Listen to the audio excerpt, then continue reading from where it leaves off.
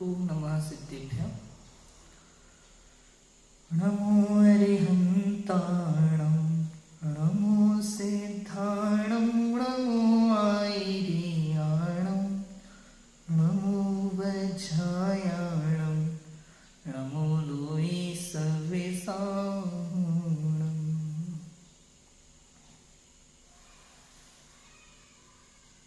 मोक्षमार्गस्य नेतारं भेतारं कर्मभोभृतां ज्ञातारं विश्वतत्त्वानां वन्दे तद्गुणलब्धये।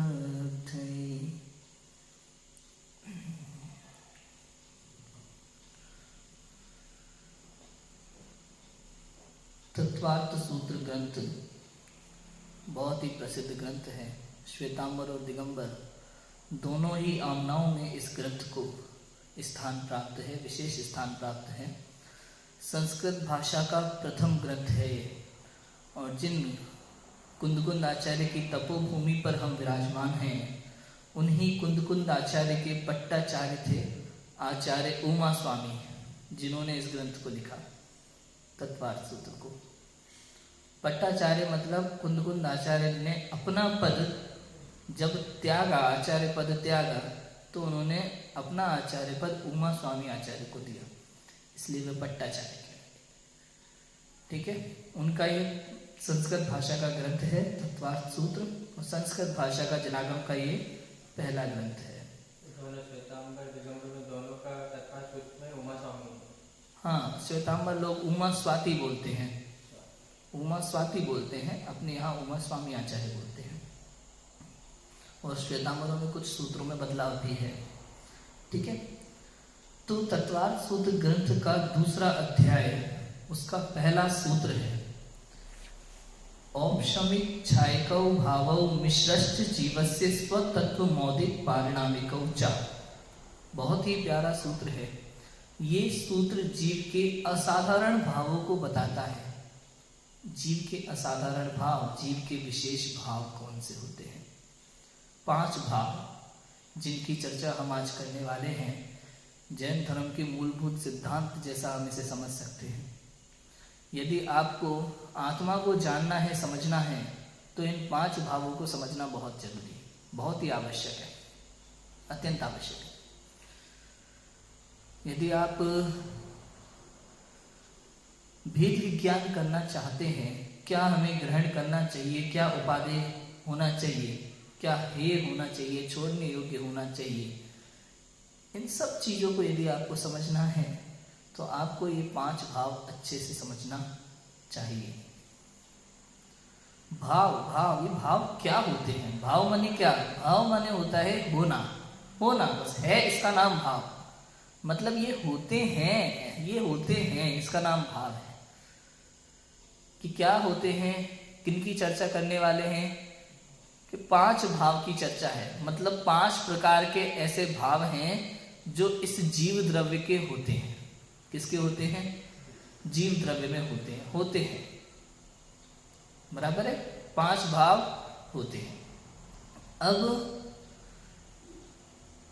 ये जीव के 5 असाधारण भाव जिनकी चर्चा हम कर रहे हैं, तो ये असाधारण भाव क्यों है?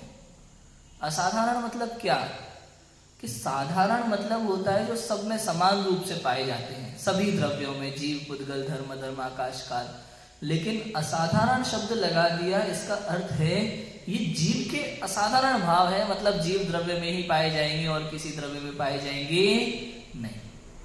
बराबर है। इस प्रकार से ये 5 भाव होते हैं। इनके नाम क्या है 5 भावों के? बहुत ही सरल रूप से समझेंगे हम। बहुत बड़ा विषय है वैसे तो, लेकिन बहुत इजी करके हम इन 5 भावों को आज समझेंगे।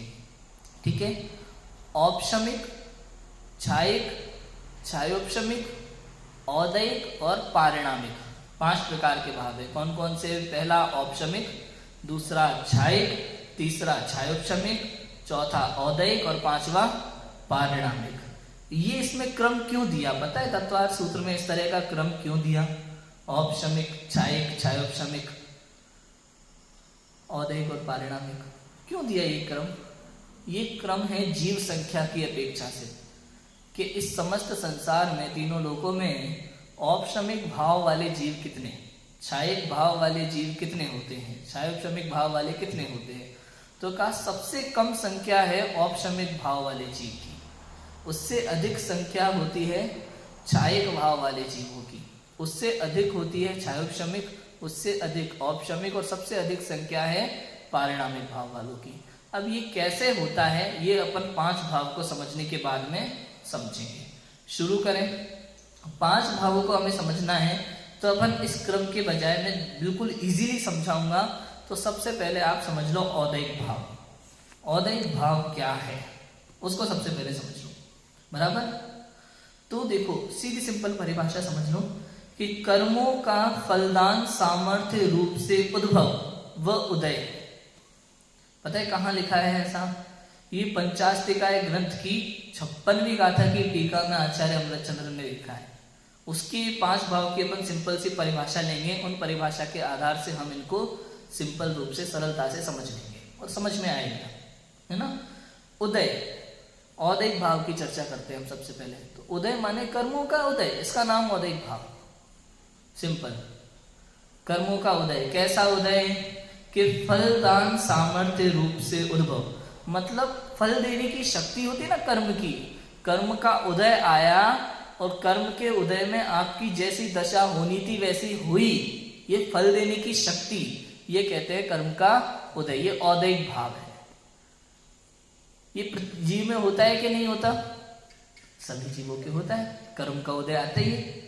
कोई पूर्व जन्म के परिणाम होंगे जिनके कारण से शुभ या अशुभ कर्म बंद हुआ, वर्तमान में उदय आया, तो कर्म उदय के कारण से क्या पता ट्रक टक्कर मार जाए, कर्म उदय के कारण से कोई थप्पड़ मार देता है, कर्म उदय के कारण से रसगुल्ला मिल जाता है खाने को, होता है कि नहीं होता?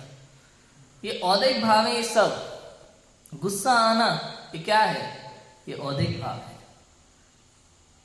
लालच आ जाना, छल कपट करने का भाव, ये सब औदैहिक भाव हैं। 21 भेद है इन औदैहिक भावों के, करेंगे अपन चर्चा। ये औदैहिक भाव होते हैं, बराबर है। राग द्वेष के सब भाव ये औदैहिक भाव है। विकारी भाव ये औदैहिक भाव है। अशुद्ध भाव ये औदैहिक भाव है। समझ आया? औदैहिक भाव की चर्चा में जितना अपन समझो उतना कम। 21 भेद होते हैं टोटल औदैहिक भाव के। कौन कौन से? नरक, तिर्यंच, मनुष्य, देव, ये 4 गति। भाई गति नाम कर्म का बंध होता है कि नहीं होता? आयु कर्म का बंध होता है। मनुष्य आयु, देवायु, नरकायु, तिर्यंच आयु, तो ये औदैहिक भाव। नरक गति का उदय आना, ये उदय आना तो औदैहिक भाव। क्रोध, मान, माया, लोभ, रूप 4 कषाय, गुस्सा आना, छल कपट करने का भाव, ये सब औदैहिक भाव। भाव लगा ना, भाव भाव औदैहिक भाव। स्त्री वेद, पुरुष वेद, नपुंसक वेद, ये 3 वेद भी औदैहिक भाव हैं। इसी के कारण से तो तुम्हें ये मिल रहा है। स्त्री वेद किसी को है, किसी को पुरुष वेद है, किसी को नपुंसक वेद है, तो ये भी कर्मोदय के कारण से है, इसलिए औदैहिक भाव। और 6 लेश्या, कृष्ण, नील, कापोद, पीत, पद्म, शुक्ल, ये भी तो जीव के भाव है ना, भाव। ये भी क्या है? औदैहिक भाव। उदय में आने पर होते हैं औदैहिक भाव, कर्मोदय के कारण से होते हैं औदैहिक भाव। ऐसे मिथ्या दर्शन, मिथ्यात्व का भाव, ये औदैहिक भाव है, बराबर है। अज्ञान का भाव, ये औदैहिक भाव है। असंयम का भाव, ये औदैहिक भाव है। असिद्धत्व का भाव, ये औदैहिक भाव है, बराबर है। ये सब क्या है? जीव के औदैहिक भाव। टोटल 21 है। 4 तो गति के, 4 कषाय, 3 वेद, कितने हो गए? 8 और 3 11 हो गए।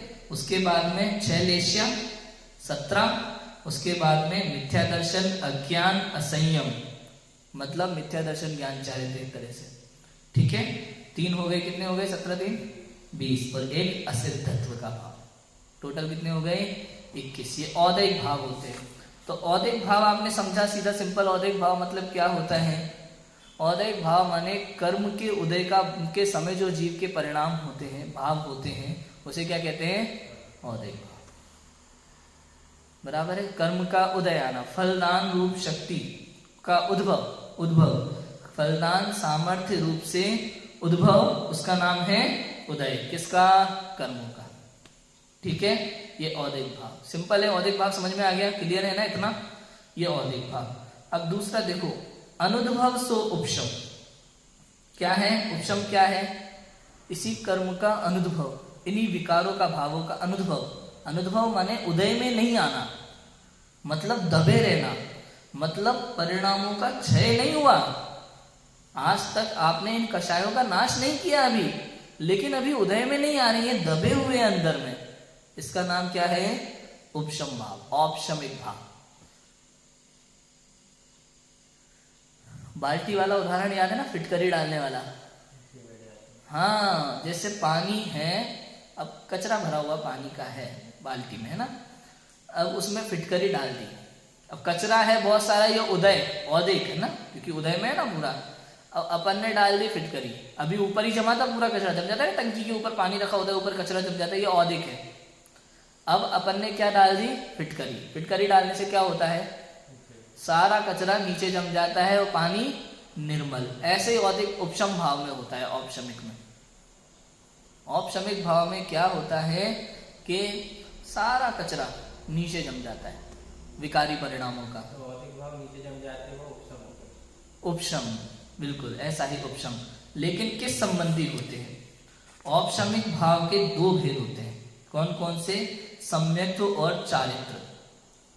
कौन कौन से होते हैं औपशमिक भाव के दो भेद? सम्यक्त्व और चारित्र। ये दो भेद होते हैं औपशमिक के। तो इस संबंधी जो भाव होता है, सम्यक्त्व संबंधी भाव, चारित्र संबंधी भाव, वो कर्मों का दब जाना। अब जैसे जीव को सम्यक दर्शन प्रकट होना है, सम्यक दर्शन प्रकट होना है, लेकिन अभी नहीं हो रहा है, तो वो भाव अभी दबा हुआ है, अभी प्रकट नहीं हो रहा है, दबा हुआ है, इसलिए उसका नाम क्या है? औपशमिक भाव। दबा हुआ भाव है। कषाय होती ना, अनंतानुबंधी आदि कषाय, क्योंकि सम्यक दर्शन प्रकट होने के लिए क्या चाहिए? सबसे पहले तो अनंतानुबंधी का अभाव होना चाहिए, और किसका अभाव होना चाहिए? मिथ्यात्व का अभाव होना चाहिए। बराबर है। तो मिथ्यात्व का अभाव नहीं हुआ, अनंतानुबंधी कषाय का अभाव नहीं हुआ, लेकिन ये कषाय वर्तमान में उदय में भी नहीं है। इनका क्या हुआ है? उपशम हुआ है। वो भी पुरुषार्थ से होता है, ऐसे नहीं होता। जब जीव अपने स्वभाव की ओर अग्रसर होता है तब होता है। देखो परिभाषा पढ़ते हैं अपन। आत्मा के स्वसन्मुख पुरुषार्थ रूप परिणाम से जीव की श्रद्धा तथा चारित्र संबंधी भाव मल दब जाने रूप उपशामक भाव होता है, उसको औपशमिक भाव कहते हैं। और उसी समय दर्शन मोहनीय तथा चारित्र मोहनीय कर्म का भी स्वयं फलदान रूप सामर्थ्य रूप से अनुभव होता है, उसको कर्म का उपशम कहते हैं। बराबर। कि जिस कारण से अपन जैसे पुरुषार्थ कर रहा है, कोई जीव स्वभाव रूप पुरुषार्थ कर रहा है, अपने स्वभाव की ओर अग्रसर हो रहा है, वेद विज्ञान कर रहा है। अब ऐसे समय पर ये अनंतानुबंधी आदि के भाव, मिथ्यात्व का भाव, ये उदय में तो नहीं है, लेकिन इनका क्षय भी नहीं हुआ, दबे हुए हैं पुरुषार्थ के समय पर, दबे हुए। जैसे फिटकरी डालने रूप पुरुषार्थ हुआ और कचरा दब गया। पुरुषार्थ हल्का होता है ना कई बार, भाई अगर पानी को छान देते तो कचरा पूरा बाहर हो जाता, लेकिन वो नहीं किया अपन ने क्या किया? फिटकरी डाली। ऐसे ही पूर्ण रूप से कर्मों का उनका क्षय नहीं हुआ, तो क्या हुआ? दब गए। इसका नाम क्या है? औपशमिक भाव। औपशम माने दब जाना, दबना। बस उदय में नहीं है वर्तमान में, लेकिन उनकी सत्ता है, बस उदय में नहीं है, अनुद्भव का भाव है, इसलिए औपशमिक भाव। ठीक है। उपशम माने दबा हुआ। अब औपशमिक भाव के कितने भेद बताए अपन ने? दो। कौन कौन से? सम्यक्त्व और चारित्र। ठीक है ना। ये सब मोहनीय कर्म के में से है ना, दर्शन मोहनीय, चारित्र मोहनीय, उसकी बात है ना। तो वो अब तीसरा भाव कौन सा लेंगे अपन? छायोपशमिक भाव। औदिक हो गया, उपशम हो गया, अब छायोपशमिक भाव की चर्चा करते हैं। छायोपशमिक भाव क्या होता है? देखो ये आत्मा की मुख्यता से अपन पढ़ते हैं कि धर्मी जीव को स्वसन्मुख पुरुषार्थ से अपनी ओर जब पुरुषार्थ करता है, श्रद्धा और चारित्र की आंशिक शुद्ध अवस्था होती है, एक देश शुद्ध अवस्था होती है, उसको जीव के श्रद्धा और चारित्र की अपेक्षा से छायोपशमिक भाव कहने में आता है। और उसी समय दर्शन मोहनीय तथा चारित्र मोहनीय रूप कर्मों का स्वयं फलदान समर्थ रूप से उद्भव और अनुभव होता है, उसको उस कर्म का छायोपशम कहते हैं। एक तो ये आत्मा की मुख्यता से कथन, दूसरा कर्म की मुख्यता से कि दर्शन मोहनीय और चारित्र मोहनीय कर्मों का फलदान रूप सामर्थ्य से उद्भव तथा अनुभव होता है, उसको कर्म का क्षयोपशम कहते हैं। और उससे युक्त जीव की श्रद्धा और चारित्र संबंधी अवस्था होती है, उसको जीव की श्रद्धा और चारित्र संबंधी अवस्था होती है, उसको जीव के श्रद्धा और चारित्र का क्षयोपशमिक भाव कहने में आता है। देखो दो बातें हैं, बात वही है, सिर्फ एक में उसमें पहले आत्मा की बात कह दी, बाद में कर्म की बात कही, दूसरे पॉइंट में पहले कर्म की बात कही, बाद में आत्मा की बात कही, बात सेम है। तो देखो क्या होता है, जैसे कोई जीव अपने स्वभाव की ओर पुरुषार्थ कर रहा है, ठीक है, आत्म ध्यान में लग रहा है, भेद विज्ञान कर रहा है, ठीक है, मोक्ष मार्ग का पुरुषार्थ कर रहा है। अब ऐसा जीव, धर्मी जीव, उसकी श्रद्धा और चारित्र की आंशिक शुद्ध अवस्था जब हो जाती है भेद विज्ञान के बल से, बराबर है, आत्म ध्यान के बल से पूर्ण कर्मों का क्षय नहीं हुआ, बराबर है, कुछ दबे हुए हैं, कुछ उदय में है, आंशिक शुद्ध अवस्था, आंशिक शुद्ध अवस्था होती है। उसी समय दर्शन मोहनीय और चारित्र मोहनीय कर्मों का स्वयं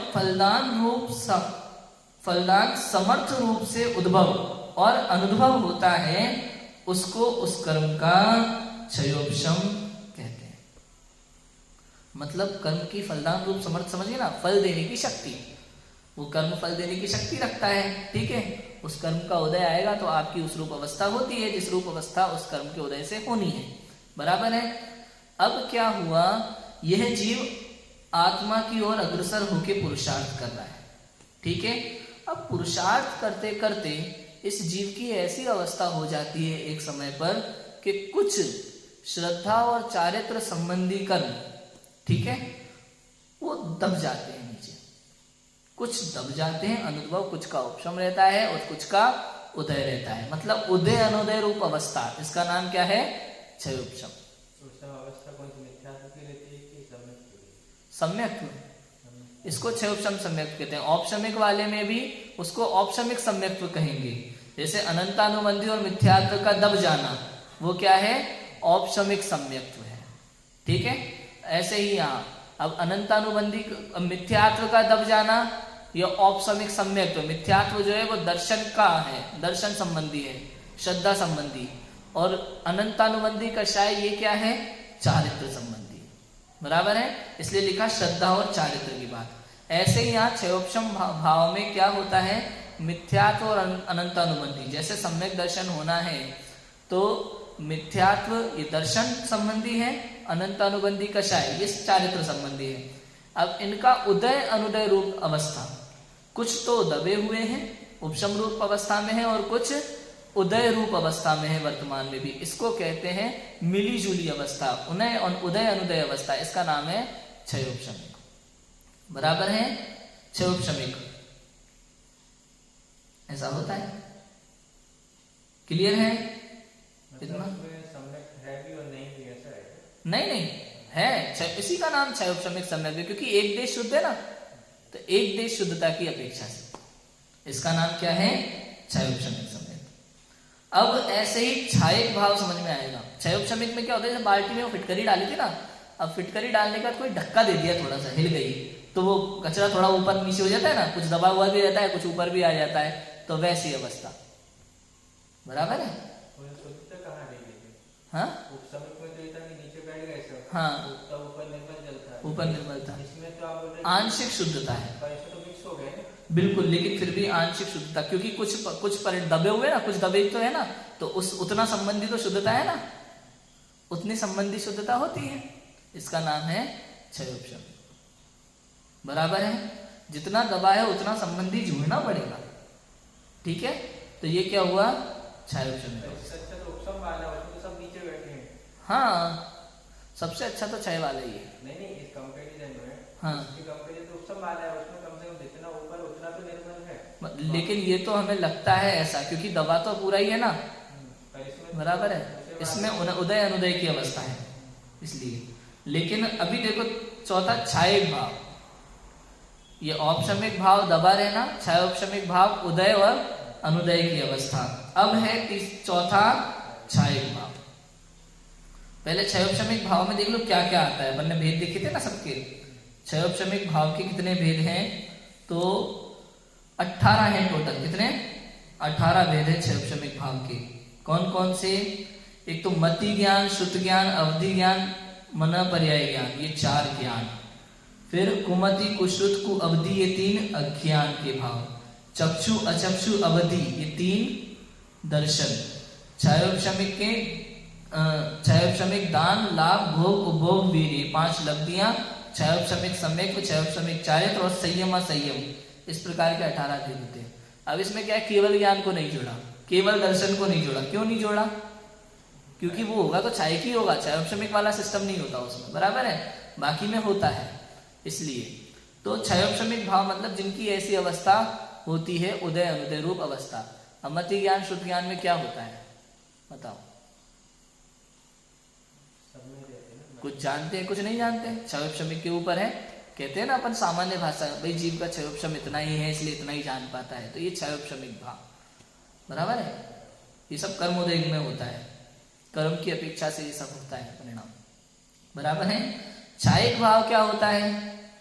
पूर्ण रूप से कर्मों का क्षय हो जाना। भाई उस पानी को फिटकरी डालने की जरूरत नहीं, पानी को अपन ने पूरा मोटे कपड़े में, सूर्य की किरण जिसमें से ना निकल पाए ऐसे मोटे कपड़े में पानी को अच्छे से छान लिया, तो जो निर्मल पानी बचा मर्यादा वाला, वो है क्षयिक भाव, बराबर है। ऐसा होता है। अभी यहाँ पानी में तो मर्यादा खत्म हो जाती है, लेकिन यहाँ नहीं होती क्षयिक भाव में। ये औपशमिक भाव छूट जाता है, अंतर्मुहूर्त काल का रहता है। क्षयोपशमिक भाव भी छूट जाता है, ज्यादा से ज्यादा 66 सागर अधिक कुछ रहता है। क्षयिक नहीं छूटता कभी, बराबर है। क्षयिक भाव कभी नहीं छूटता। एक बार जिसको क्षयिक सम्यक दर्शन हो गया तो हो गया, एक बार क्षयिक भाव केवल ज्ञान हो गया तो वो जीव सिद्धि होने के बाद तो केवल ज्ञान होना ही क्षयिक भाव है। केवल ज्ञान होना ही क्षयिक भाव है। हाँ, केवल ज्ञान क्षयिक भाव ही है। पर्याय, ये सब पर्याय है। केवल ज्ञान क्षयिक भाव ही है। ये 4 भाव जो है ना, औदिक, औपशमिक, क्षयोपशमिक, क्षयिक, ये 4 भाव पर्याय हैं। और परम पारिणामिक भाव गुण है, वो स्वभाव है आत्मा का, बराबर है। 4 भाव कैसे हैं? पर्याय रूप है। ये भाव, ये द्रव्य गुण पर्याय तीनों भाव हैं, तीनों होते हैं, क्योंकि तीनों का अस्तित्व है ना, तीनों होते हैं। तो ये द्रव्य गुण पर्याय तीनों को पदार्थ भी कहते हैं, हम द्रव्य कहते हैं, तो भाव भी कहते हैं इनको। द्रव्य गुण पर्याय तीनों को एक ही शब्द। हाँ, द्रव्य गुण पर्याय तीनों को भाव कहा जा सकता है, तीनों को पदार्थ कहा जा सकता है, ठीक है ना। तो ये भाव है। तो जो पर्याय संबंधी भाव है वो है औदिक, औपशमिक, क्षयोपशमिक और क्षयिक। और ये जो परम पारिणामिक भाव है वो कौन सा भाव है? वो गुण है, पर्याय नहीं है, ठीक है ना, वो गुण है आत्मा का। तो क्षयिक भाव समझ में आया। क्षयिक भाव मतलब पूर्ण रूप से कर्मों का क्षय हो जाना। जिस कर्म का पूर्ण रूप से क्षय हो जाता है वो क्षयिक भाव। अब सम्यक दर्शन प्रकट होना है तो जिस जीव के अब दर्शन मोहनीय से मिथ्यात्व पूरा चला गया, चारित्र मोहनीय से अनंतानुबंधी पूरा चला गया, तो उसको क्या प्रकट हो जाता है? क्षयिक सम्यक दर्शन, अंतर के पुरुषार्थ से। देखो परिभाषा क्या लिखी है क्षयिक के, आत्मा के स्वसन्मुख पुरुषार्थ से किसी गुण की अवस्था में अशुद्धता का सर्वथा क्षय होना, अर्थात पूर्ण शुद्ध अवस्था का प्रकट होना सुक्षयिक भाव है। उसी समय स्वयं कर्मावरण का सर्वथा नाश होना सुकर्म का क्षय है, बराबर है। अब क्या होता है, जीव पुरुषार्थ कर रहा है, अपने अंतरंग में लीन है, अब उसी समय क्या हो जाता है, ज्ञानावरण का क्षय हो गया, केवल ज्ञान प्रकट हो गया। दर्शनावरण का क्षय हुआ, केवल दर्शन प्रकट हो गया। ऐसे पूरा मोहनीय का क्षय हो गया और किसका? अंतराय का क्षय हो गया। तो क्या प्रकट हो जाता है? हाँ, अनंत सुख और अनंत वीर्य प्रकट होता है कि नहीं होता? अनंत चतुष्टय प्रकट हो जाते हैं ना। मोहनीय कर्म के अभाव में अनंत सुख प्रकट हो जाता है, वीर्य कर्म और अंतराय के अभाव में अनंत वीर्य प्रकट हो जाता है। ऐसा होता है भाई, अनंत सुख झेलने के लिए अनंत वीर्य की आवश्यकता है। ऐसे ही नहीं हो जाते अनंत सुखी, बल चाहिए ना, उतना सुख चाहिए तो सुख ऐसे ही नहीं मिल जाता है। अनंत सुख को झेलने के लिए, केवल ज्ञान केवल दर्शन को झेलने के लिए अनंत बल भी चाहिए होता है। इसलिए अंतराय कर्म के अभाव में अनंत वीर्य प्रकट हो जाता है। चार चतुष्टय धनी अनंत भगवान विराजते हैं। बराबर है, इतना है। इसके बाद है पारिणामिक भाव। इसके भेद पता है? छायिक भाव के कितने भेद हैं? 9 भेद होते हैं छायिक भाव के। कौन कौन से?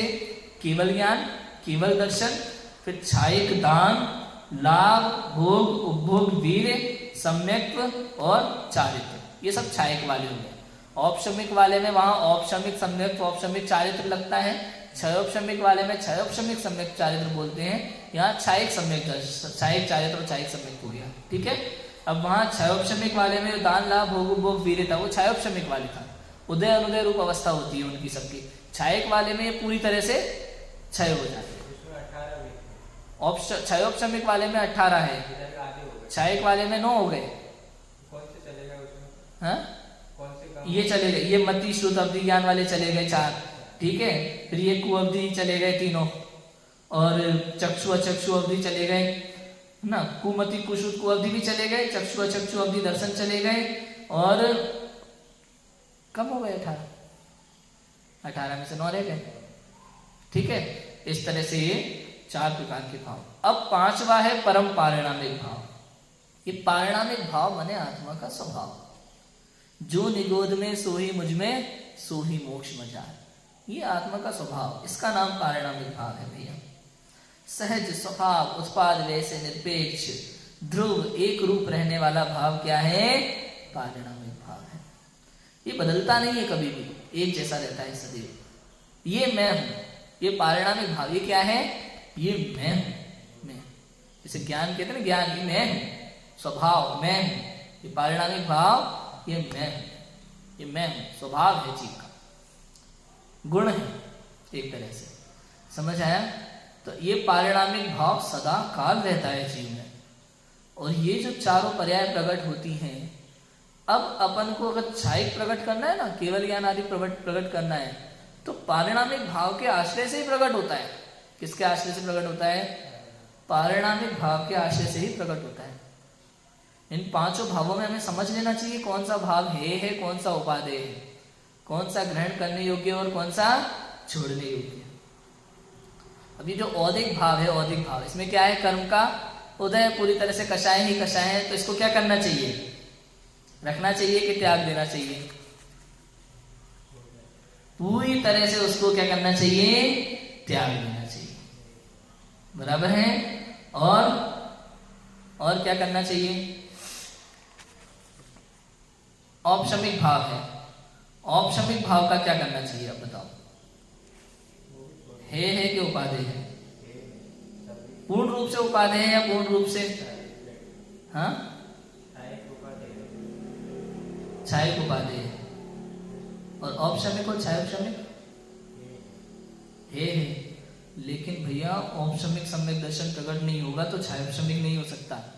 छायोपशमिक नहीं होगा तो छायिक नहीं होगा। इस जीव को अनादि काल से लेके अगर पहली बार सम्यक दर्शन प्रकट होगा ना, तो प्रथमोपशम सम्यक दर्शन ही होगा।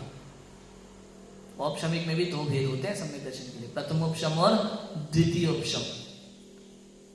द्वितीयोपशम सम्यक दर्शन श्रेणी चढ़ने में काम आता है वहां।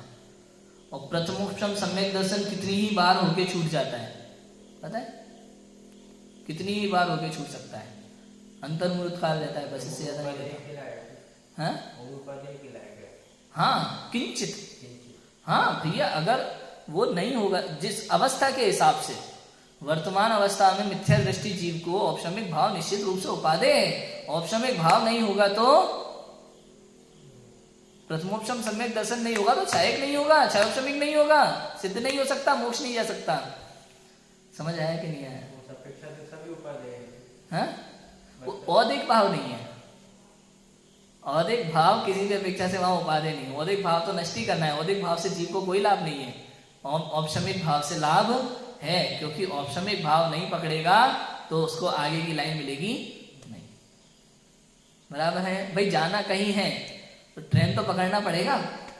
ट्रेन पकड़ना है तो पहले घर से निकलोगे तो ऑटो लोगे कि नहीं लोगे? तो ये सब चीजें एक तरीके से जगह जगह पे उपादेय भी है।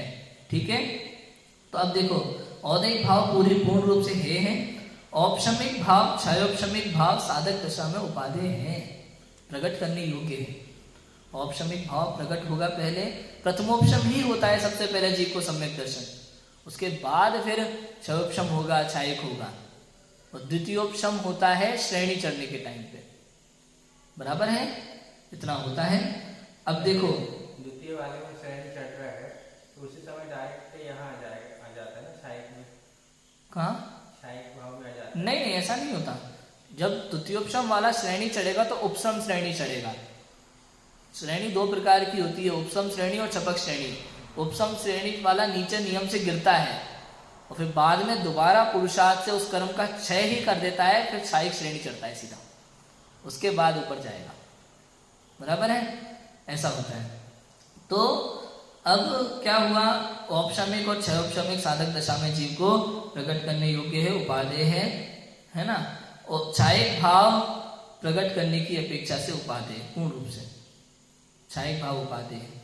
लेकिन परम पारिणामिक भाव आश्रय करने की अपेक्षा से उपादेय है।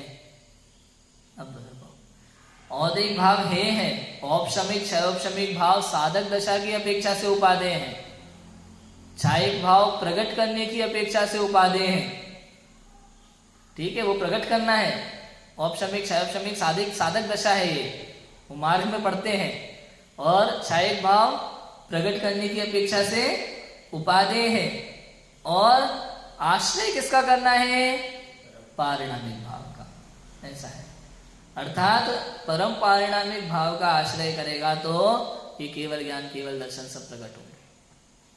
लेकिन एक अपेक्षा से देखा जाए, परम पारिणामिक भाव के बिना तो नीचे के भी कुछ नहीं होंगे, आश्रय तो उस समय भी रहते ही होगा ना। बिल्कुल, उस समय रहता है। ये सब परम पारिणामिक भाव के बिना कुछ भी प्रकट नहीं हो सकता, ना औपशमिक, ना क्षयोपशमिक, ना क्षायिक, कुछ प्रकट नहीं होगा परम पारिणामिक भाव के बिना, भेद विज्ञान के बिना, आत्मानुभव के बिना, स्वभाव सम्मुख हुए बिना कुछ प्रकट नहीं हो सकता। इसलिए तो लिखा था औपशमिक में भी, अपन ने पढ़ा था ना, कि क्या पढ़ा था अपन ने, कि आत्मा के ससन्मुख पुरुषार्थ रूप शुद्ध परिणाम से जीव के श्रद्धा चारित्र संबंधी भाव मलदब जाना। बराबर है, तो किससे? पुरुषार्थ रूप शुद्ध परिणाम, स्वसन्मुख पुरुषार्थ रूप शुद्ध परिणाम माने शुद्धोपयोग, स्वभाव के आश्रय से, पारिणामिक भाव के आश्रय से। पारिणामिक भाव तीन प्रकार के जीव होते हैं, तीन प्रकार के भेद हैं इसके, जीवत्व, भव्यत्व और अभव्यत्व। तीन प्रकार के भेद किए गए हैं इसमें। जीवत्व माने जीवपना है, भव्यत्व माने भव्यपना, अभव्यत्व माने अभव्यपना। ये स्वभाव है जीव के, ये भी पारिणामिक भाव है, भेद है उसके, तीन भेद। क्लियर है इतना? पारिणामिक भाव समझ में आया? अब देखो इनका समय कितना रहता है। औपशमिक भाव जो होता है वो साधी शांत होता है। कैसा होता है? साधी शांत, मतलब अनादिकाल से कोई जीव औपशमिक भाव वाला नहीं है, ना अनंत काल तक रह सकता है, प्रकट होता है और नष्ट हो जाता है। अंतर्मूर्त में, अंतर्मूर्त ही इसका काल है। कितनी ही बार प्रथमोपशम सम्यक दर्शन जीव को प्रकट हो सकता है, कितनी ही बार, और बार बार छूट सकता है। बराबर है, अंतर्मूर्त मात्र इसका काल है। क्षायिक भाव जो है वो साधी अनंत है और संसार में रहने की अपेक्षा से उत्कृष्ट काल 33 सागर से कुछ अधिक काल का है। मतलब क्षायिक भाव कभी छूटता नहीं है, लेकिन क्षायिक सम्यक दृष्टि जीव, अब क्षायिक दर्शन छूटेगा तो नहीं, लेकिन संसार में रहने की अपेक्षा से उसका संसार 33 सागर से कुछ अधिक काल तक हो सकता है। क्या होता है, कोई क्षायिक सम्यक दृष्टि जीव वर्तमान में है, बराबर है, लेकिन अगर उसको सर्वात सिद्धि जैसी आयु बन गई, सम्यक दर्शन नहीं छूटता है, तो 33 साल तक रहेगा और फिर वहां से नियम से मनुष्य गति में जन्म लेगा और नियम से मोक्ष जाएगा। तो 33 सागर की आयु उसने सर्वात सिद्धि की भोगी, उससे कुछ अधिक काल यहाँ मनुष्य गति में भोगा, तो उतना रहता है बस। तो ये क्षायिक संसार में रहने की अपेक्षा से, और सिद्ध हो गए तो अनंत काल तक है। साधी अनंत है ना, साधी अनंत है क्षायिक भाव, और संसार में रहने की अपेक्षा से कितने काल तक रहता है? 33 सागर से कुछ अधिक काल का है। क्षयोपशमिक भाव कि अनादि शांत है ज्ञान दर्शन और वीर्य की अपेक्षा से। अनादि शांत है, अनादि काल से है, और ज्ञान दर्शन वीर्य कुछ प्रकट रहता है ना, तो कुछ नहीं भी रहता है। ठीक है, दोनों चीज होती है। और साधी शांत धर्म की पर्याय प्रकट करने की अपेक्षा से जो उत्कृष्ट 66 सागर से अधिक काल तक रहता है। अब जो ज्ञान दर्शन वीर्य, ये तो नॉर्मली जीव किसी को उदय में रहता है, किसी को नहीं भी रहता है, बराबर है। क्षय उपशमिक भाव किसी को कुछ उदय में रहता है, किसी को कुछ उदय में रहता है।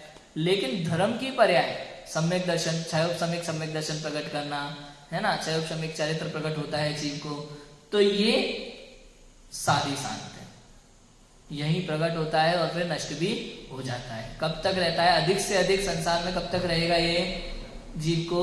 कि 66 सागर से अधिक कुछ काल है, फिर उसके बाद ये क्षयोपशम सम्यक दर्शन नियम से छूट ही जाता है। मतलब वो छाया नहीं होगा, छूट से संसार में बोलेगा?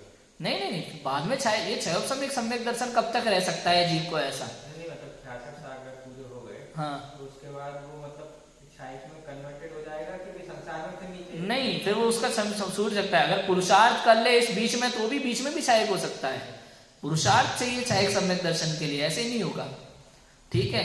और ऐसा भी हो सकता है क्षयोपशमिक सम्यक दर्शन छूट जाए, पुरुषार्थ नहीं किया तो मिथ्या दृष्टि अवस्था में घूम रहा है, फिर वापस प्रथमोपशम सम्यक दर्शन करेगा, फिर क्षयोपशम करेगा, फिर वापस छायक हो जाएगा। तो ये उसको क्रम तो उसको लगाना ही पड़ेगा वापस, बराबर है। 66 सागर में निकल सकता है छाया तो पुरुषार्थ करके? 66 सागर में, हाँ, 66 सागर के बीच में छायक सम्यक दर्शन भी कर सकता है आराम से, और आगे बढ़ सकता है, श्रेणी भी चढ़ सकता है, मोक्ष भी।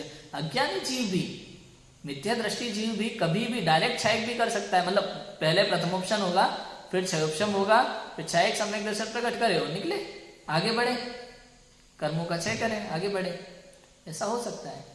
लेकिन एक बात ध्यान रखें, अगर एक बार सम्यक दर्शन छूट गया, मिथ्या दर्शन में आ गया पहले गुण स्थान में, तो उसको फिर से जो सम्यक दर्शन होगा तो प्रथमोपशम सम्यक दर्शन ही होगा,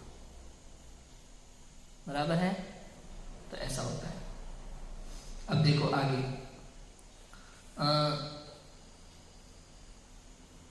औदैक भाव का काल अनादि शांत भव्य जीवों की अपेक्षा, किसकी अपेक्षा से? भव्य जीवों की अपेक्षा से औदैक भाव कैसा है? अनादि शांत है।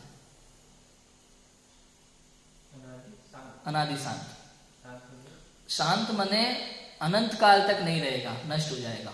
औदैक भाव अनादि काल से जीव को है, भव्य जीवों को, और एक दिन ना एक दिन नष्ट हो जाएंगे और सिद्ध हो जाएंगे जीव। लेकिन अभव्य जीवों की अपेक्षा और दूरांतूर भव्य जीवों की अपेक्षा अनादि अनंत है, क्योंकि अभव्य जीव कभी मोक्ष जाने वाले नहीं है, उनमें सम्यक दर्शन ज्ञान चैत प्रकट करने की योग्यता नहीं है, तो उनकी अपेक्षा से क्या है? अनादि अनंत है, बराबर है। तो उनसे भी जो अभव्य जीव के भी ये पारिणामिक भाव तो रहते ही हैं। किसके? अभव्य जीव के। अभव्य जीव के पारिणामिक, हाँ, रहता है ना। तो फिर वो अभव्य मतलब किस अपेक्षा से मतलब कभी जा ही नहीं सकते, ऐसा क्यों? बस उसमें रत्नत्रय प्रकट करने की योग्यता नहीं है। उसके अंदर पड़ा तो है ना वो पारिणामिक भाव। भले पारिणामिक भाव है, भगवान बनने की शक्ति है, सब है, लेकिन फिर भी उस जीव की योग्यता ही ऐसी है, अभव्य भाव उसमें ऐसा लग किया है कि अब वो रत्नत्रय प्रकट नहीं कर सकता। दूरांतूर भव्य, उसको जिनवाणी रुचती नहीं है कभी, वो एक इस तरह की उसकी योग्यता है उस जीव की कि उसको ना कभी जिनवाणी रुचेगी, ना कभी वो मोक्ष जाएगा। कुछ जीव ऐसे भी हो जो कभी निगोद से निकलेंगे ही नहीं, निगोद में ही पड़े रहेंगे, बराबर है। कभी निकले, नित्य निगोद में पड़े अनादि से और पड़े रहेंगे अनंत काल तक, निकलेंगे ही नहीं, ऐसे भी जीव हैं। ये तो हम भाग्यशाली हैं, हमें अपनी महिमा नहीं आती, दुनिया भर की चीजों की महिमा आती है, हमें पता नहीं है हम कैसे हैं, कहाँ आ गए। आप सोचो निगोद में से निकलना कितना मुश्किल है। 6 महीने 8 समय में 608 जीव निकलते हैं, और 6 महीने 8 समय में मात्र 608 जीव ही मोक्ष जाते हैं मनुष्य गति से, ना कम न ज्यादा। हर 6 महीने 8 समय में 608 जीव जाएंगे, उन 608 में नंबर लगाना है। वो तो टोटल 2.5 द्वीप के अंदर कहीं से भी। अब इसका मतलब अभी वर्तमान में यहाँ पंचम काल चल रहा है तो यहाँ रास्ता बंद है, जहाँ खुला है वहां से जाएंगे, लेकिन 2.5 द्वीप के अंदर 6 महीने 8 समय में 608 जीव मोक्ष जाएंगे ही जाएंगे नियम से। अगर मान लो 6 महीने में नहीं गए, कोई भी जीव नहीं गया एक भी, अंतिम 8 समय में फुर 608 देखो कैसे निकलेंगे, आप सोच नहीं सकते। कोई कहां से कोई कहां से, कोई किधर से कोई किधर से जा रहे, फुर फटाफट 8 समय के अंदर 608 निकल जाएंगे। लेकिन नियम नहीं टूटेगा, ये 6 महीने 8 समय 608 जाएंगे तो जाएंगे नियम से, ऐसा सिद्धांत है। कहीं से भी हम तीर्थ स्थलों पे वंदना करने के लिए जाते हैं, यहाँ जाते हैं, वहाँ जाते हैं, भैया तीर्थ क्षेत्र जा रहे हैं वंदना करने, कौन समझाए ढाई दीप का कण कण तीर्थ क्षेत्र है, सिद्ध क्षेत्र है, कण कण निर्वाण क्षेत्र है। अनादिकाल से लेकर आज तक किस भूमि से जीव सिद्ध नहीं हुआ आप सोचो। जल विषय, थल विषय, आकाश विषय, ढाई द्वीप के अंदर ये जो लवण समुद्र, कालो नदी समुद्र है, इसके अंदर भी जीव मोक्ष गए हैं। हाँ, ढाई द्वीप के अंदर बराबर है, मोक्ष गए। क्या होता है, कोई देव ले गया उठा के, यहाँ से मुनिराज ध्यान में लीन है, कोई देव उठा के ले गया, फेंक दिया पानी में, तो ढाई द्वीप के बाहर ले जाए तो ढाई द्वीप के बाहर नहीं ले जा सकता, ये नियम है, कोई ले जा ही नहीं सकता। मनुष्य वहीं छूट जाएगा, वो निकल जाएगा देव। मानुषोत्तर पर्वत पार नहीं कर सकता किसी मनुष्य को लेके कोई देव ढाई द्वीप से, बराबर है। अब देखो क्या होता है, कभी कभी कोई देव मुनिराज को ध्यान करने की अवस्था में कोई पूर्व भव का बैर याद आ गया, उठा के ले गया, पानी में फेंक दिया कहीं, और वो ध्यान में लीन है, उनने अपना ध्यान नहीं तोड़ा, वो अतीन्द्रिय आनंद में मस्त है, सारे कर्म झड़ जाएंगे और वो सिद्धालय में विराजमान, पानी से, जल से मोक्ष। ऐसे ही मान लो बीच आकाश अवस्था में है, ऊपर से फेंका गया है, बहुत ऊपर से, ना नीचे जमीन तक पहुंचे ना कहीं और, बीच आकाश अवस्था में है, 8 कर्मों का क्षय हो गया, वो सीधे सिद्धालय में, केवल शरीर नीचे गिरेगा। बराबर है, ऐसा भी होता है। इसलिए लिखा जल विषय, थल विषय, आकाश विषय, मोक्ष जाते हैं, सिद्ध होते हैं। पारिणामिक भाव समझ में आ गया। तो पारिणामिक भाव अनादि अनंत है, जो निरोध में सोही, मुझ में सोही, मोक्ष मझार, सभी जीवों के समान रूप से होता है ना। ये इस प्रकार से होता है। और क्या बचा है अपने को इसमें समझने के लिए कुछ? और मैंने बता ही दिया, सबसे कम संख्या किसकी है, सबसे ज्यादा किसकी है। औपशमिक भाव के 2 ही भेद बताए थे ना, सम्यक्त्व चारित्र्य। तो सम्यक्त्व चारित्र्य 2 प्रकार के भेद हैं, इसलिए सबसे कम संख्या उन्हीं जीवों की होती है। और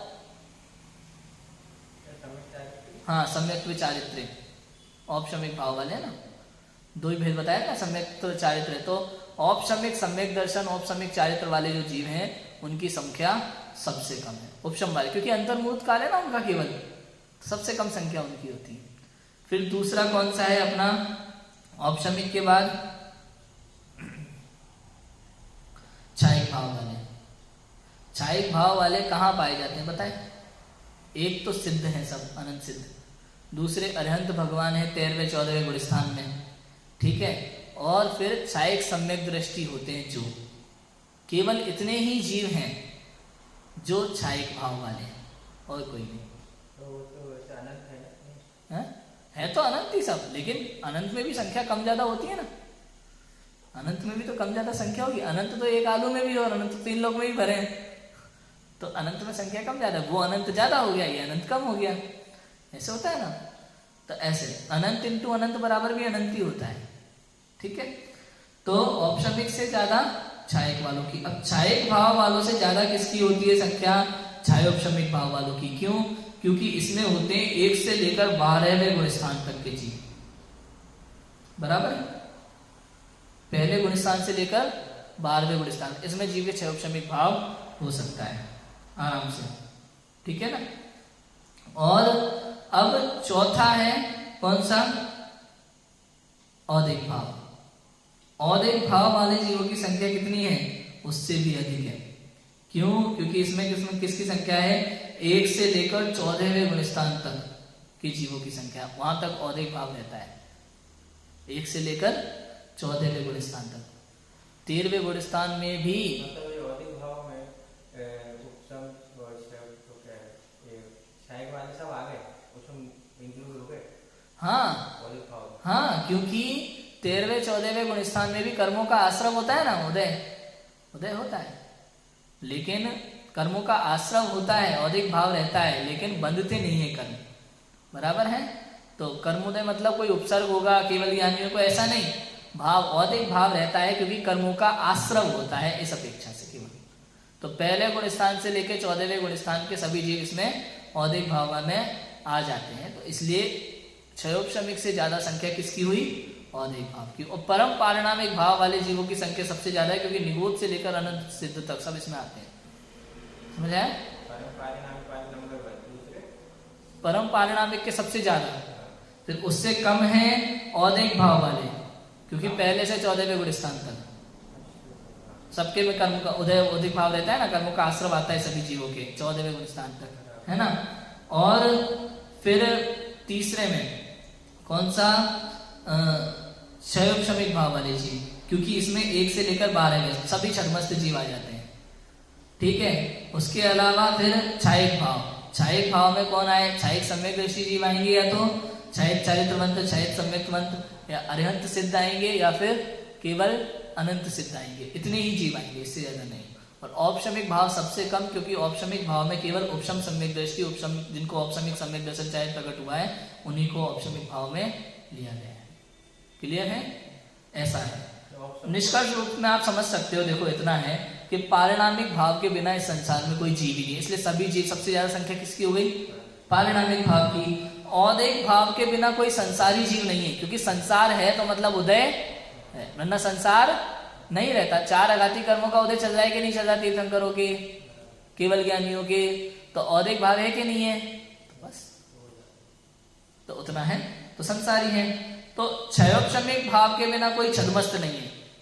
छदमस्त माने पहले गुण स्थान से लेकर 12वें गुण स्थान तक के जीवों को केवल ज्ञान नहीं हुआ, अल्प ज्ञानी, उसको कहते हैं छदमस्त। जिनको केवल ज्ञान नहीं है वो सभी कैसे हैं, छदमस्त, पहले से लेके 12वें गुण स्थान तक के जीव। तो ये क्षयोपशमिक भाव किनसे कम है, औदिक भाव वालों से कम है।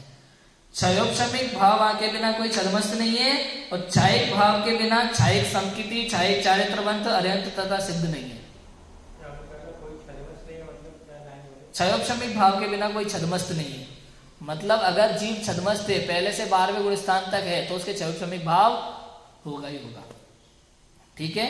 और छायक भाव के बिना कोई छायक समकिति नहीं कहलाएगा, छायक चारित्री नहीं कहलाएगा, और अरिहंत सिद्ध नहीं कहलाएंगे, क्योंकि इनके छायक होगा तो ही कहलाएंगे, अन्यथा नहीं कहलाएंगे। ऐसे ही औपशमिक भाव के बिना कोई धर्म की शुरुआत करने वाले है ही नहीं, ठीक है। इस प्रकार से औपशमिक भाव वाले सबसे कम है। नहीं, देखो क्या होता है, औपशमिक भाव में औपशमिक अभी कोई धर्म की शुरुआत नहीं ना, सबसे कम इसी के लिए कहा औपशम सम्यक दर्शन होगा, ठीक है।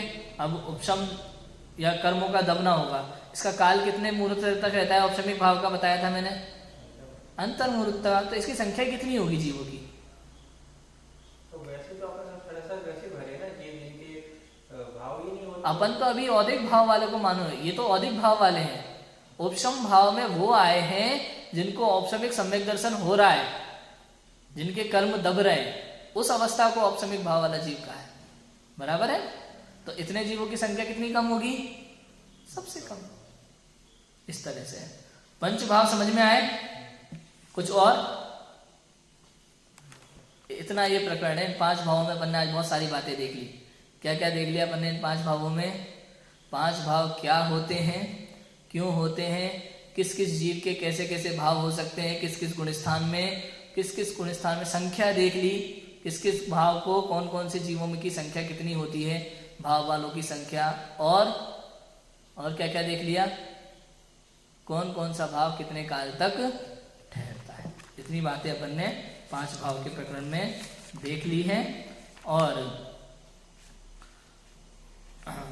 ये 5 भाव जीव के कितने कितने काल तक ठहरते हैं, ये सब चीजें भी अपन ने देखी हैं। हम सभी इन पंच पापों को, पंच भावों को समझे। दूसरा एक चीज बहुत ध्यान में रखने योग्य बात यह है भैया कि 5 भाव समझने से लाभ क्या है। महत्वपूर्ण बात यह रह जाती है, भाई पढ़ तो लिया, इतनी सब जानकारी ले ली दुनिया भर की, औदिक होता है, औपशमिक होता है, छायक होता है, क्षयोपशमिक होता है, पारण करना क्या है, इनका करे क्या, कि बताया था ना, हे उपाधे, हे उपाधे। क्योंकि जब तक आप पारिणामिक भाव के महत्व को नहीं समझोगे, छायक की महिमा गाते रहोगे, तो छायक प्रकट होगा नहीं। महत्वपूर्ण बात यह है समझने की।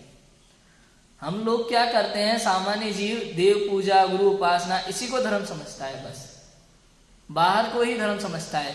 लेकिन यहाँ कहते हैं तो स्वभाव का आश्रय नहीं लेगा तब तक कुछ प्रकट होने वाला नहीं, आगे नहीं बढ़ेगा, धर्म की शुरुआत नहीं होगी। स्वभाव के आश्रय के बिना धर्म की शुरुआत होने वाली नहीं है। तो इन 5 भावों को समझने से ये पता चलता है कि 4 भाव जो है वो कर्म की अपेक्षा से है, और एक औपसमिक क्षायक क्षौपसमिक। पांचवा भाव स्वभाव की अपेक्षा से। चार भाव पर्याय हैं, पांचवा भाव गुण है, वो मैं हूं। और जब जीव स्वयं का आश्रय लेता है तब ये पर्याय अपने आप प्रकट होती रहती हैं। इसलिए हम सभी अपने पारिणामिक भाव की महत्ता को समझें, स्वभाव का आश्रय लें और मोक्ष मार्ग में आगे बढ़े। इसी मंगल भावना से अभी की बात को विराम देते हैं। ओम नमः सिद्धाय।